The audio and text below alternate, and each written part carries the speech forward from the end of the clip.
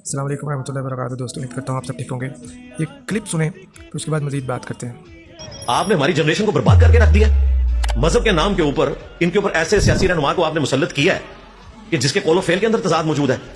Political point of view से मैं इस क्रिटिसिज्म कर रहा हूं, उसकी जात पे नहीं कर रहा, उसके रब का मामला है। मजहब पे भी बात करें तो इसलिए करते हैं कि ये मजहब का लबादा ओढ़ते हैं। ये बिलावल भुट्टो की तरह सेकुलर हो जाए ना तो हम मेरे मजहब का कभी ताना नहीं देंगे कि मजहब को यूज करते हैं और इसे मजहबी टच का नाम दे के और उम्मत को वर्गलाने की कोशिश करते हैं। तो चूंकि यंग जनरेशन हमारी बात सुनती है, हम नहीं चाहते कि हमारे स्टूडेंट्स जो हैं वो मजहबी या सियासी जमातों के लीडर्स के हाथों वर्गलाए जाएं कि जो उन्हें ख्वाबों की दुनिया में रख रहे हैं। तो इसलिए मैं अपना मजहबी फरीजा इसको समझता हूं कि जो चीज़ गलत है उसे गलत कहूं। जी तो दोस्तों, आपने ये अली भाई की बात सुन ली।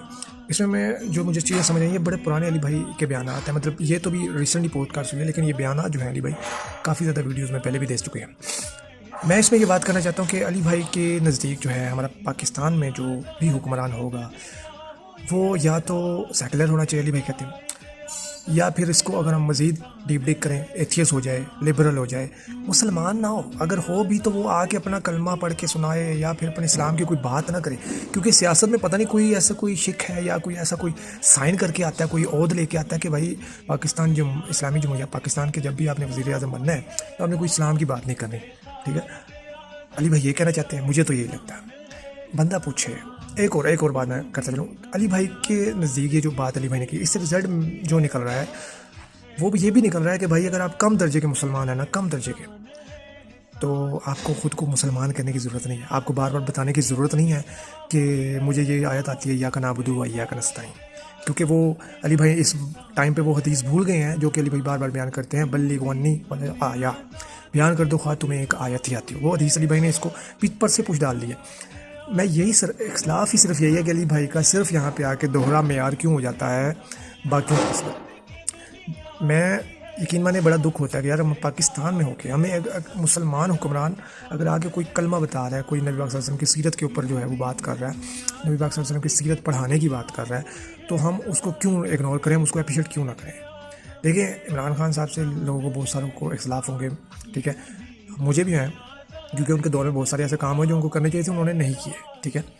लेकिन उनकी गलत चीज़ों को हम सही चीज़ों को हम ज़ीरो से मल्टीप्लाई नहीं करेंगे। अली भाई यही करें, और पहले अली भाई ये बताते थे हमें कि किसी की गलत चीज़ों को से हमें उसकी अच्छी चीज़ों को माइनस नहीं कर देना चाहिए, ज़ीरो से मल्टीप्लाई नहीं कर देना चाहिए। तो यही मैं चाह रहा हूँ कि लेकिन अली भाई का इस मामले पे आके दोहरा मेयार क्यों हो जाता है। अब उसके लिए मैं आपको एक क्लिप और लगा रहा हूँ, ये आप पूरा क्लिप सुन लीजिएगा। ये भी अली भाई का स्टूडेंट है, ठीक है, और फिर मिलेंगे नेक्स्ट वीडियो में। जज़ाकल्लाह खैर। सलाम अलैकुम।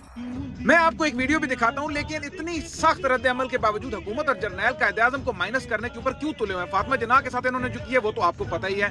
लोगों ने इतना शदीद रद्द अमल दिया, फिर भी तकरीबात में से कायद-ए-आज़म को माइनस किया जा रहा है। सारी गेम स्टार्ट होती है यहाँ से। इस मुल्क को आप ये तस्लीम करने जा रहे हैं, लेकिन कायद-ए-आज़म के होते हुए ये निहायत ही मुश्किल काम है, क्योंकि वो उस मुल्क के खिलाफ इतने बयान दे गए हैं कि अब पीछे हटना नामुमकिन है। 2023 के एक सर्वे के मुताबिक 91% लोग इस चीज के निहायत खिलाफ हैं, और इस वक्त इससे भी ज्यादा होंगे, तकरीबन 97 या 98% या मे बी इससे ज्यादा। अब आप सबके लिए सवाल ये बनता है कि जब इतने ज्यादा लोग खिलाफ हैं, हुकूमत निहायत अनपॉपुलर है, जर्नैल निहायत अनपॉपुलर है, तो ये किस तरीके से ये काम करेंगे। तो अमेरिका को जाके ये कहा जा सकता है कि हमारी अवाम नहीं मानती, सो हम जमहूरियत नहीं रखेंगे। एक तरफ बाबा जी ये कह गए हैं कि आपका ताल्लुक किसी सियासी जमात से नहीं है, आपका काम ये वाला नहीं है जो आप कर रहे हैं। ये सारे बंदे चंदे जो उठा रहे हैं, बाबा जी इससे पहले मना कर गए हैं। आज कायद-ए-आज़म की जगह कौन बैठा है वो बताता हूं, लेकिन अमेरिका से ये डील बिल्कुल ली जा सकती है कि इतने लोग पाकिस्तान में खिलाफ है, हम अगर जमहूरियत लेकर चलेंगे तो उस मुल्क को कभी तस्लीम नहीं कर सकेंगे। हमें मिस्र की तरह का सिस्टम अलाउ किया जाए ताकि जमहूरियत ना हो, और वर्ल्ड बैंक और बाकी इंस्टीट्यूशन और अमेरिका हमारी सरपरस्ती करे, और ये काम लॉबी बिल्कुल कर सकती है वहां पे पाकिस्तानी हुक्मरानों के लिए।